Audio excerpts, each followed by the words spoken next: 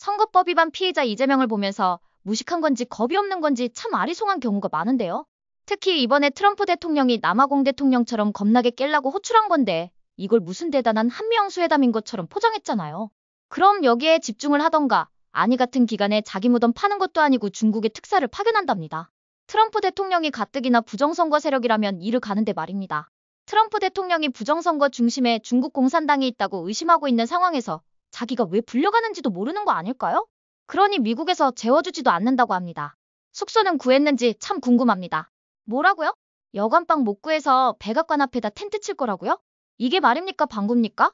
그런데 더 황당한 상황은 일본 갔다가 미국을 향해 출발하려고 비행기 뜨니까 갑자기 트럼프 대통령이 급한 일정이 생겨서 면담이 어렵다고 올 필요 없다고 백악관 실무자한테 전화 오진 않을까요? 누구한테 한 것처럼 말입니다. 그런데 더 황당한 건 특사로 중국에 파견되는 사람들이 시진핑 주석 면담이 안 된다고 합니다. 제가 볼 때 그건 당연한 거로 보이는데요. 왜냐면 지금 시진핑 주석은 건강 문제도 문제지만 자기 코가 석자로 보이거든요.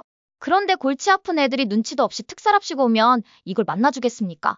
그러니 선거법 위반 피의자 이재명 씨가 북한 김여정의 눈엔 깜도 안 되는 게 개꿈 꾸는 것처럼 보이는 겁니다. 이게 뭡니까?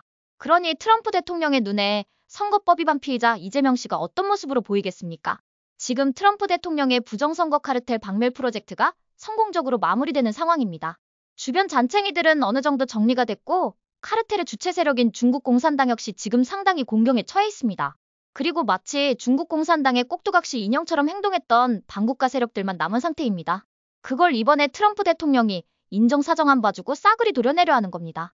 그런데 일부 보수 명찰을 단 유튜버들이 미국이 이재명의 약점을 이용해 우리나라에서 더 많은 걸 요구한다는 표현을 쓰던데요. 그건 조폭이 양아치 주머니 턴다는 소리와 뭐가 다르겠습니까?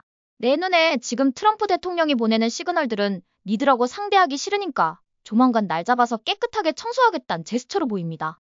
왜 물건을 파는 상인이 진상 손님한테 물건을 안 팔려면 터무니없는 가격을 제시하잖아요? 이건 상인이 양아치가 아니라 너 같은 진상한테 물건 팔기 싫다는 신사적인 표현인 겁니다. 예를 들어서 진상 손님한테 1,000원짜리 껌 한 통을 손님께서 집으신 껌은 100만 원입니다. 뭐 이런 식인 거죠. 제 생각에 이재명과 진행되는 모든 일들은 대한민국이 정상국가로 돌아오면 다시 정상적인 컨디션으로 조정될 겁니다. 아무튼 자기들이 추종하는 북한이나 중국 공산당조차도 깜도 안 되는 존재로 평가절하되는 대한민국의 반국가 세력들의 앞날이 어쩌면 측은하기까지 합니다. 그래도 여기서 마음 독하게 먹지 않고 김문수 후보처럼 포용하려 한다면 대한민국의 미래에는 지금보다 더한 회복 불가능한 일들이 펼쳐질 겁니다. 칼을 뺐으면 반드시 깔끔하게 정리해야 합니다. 그래야 뒤탈이 없습니다. 어떠세요? 시청자 여러분도 저와 생각이 같으신가요?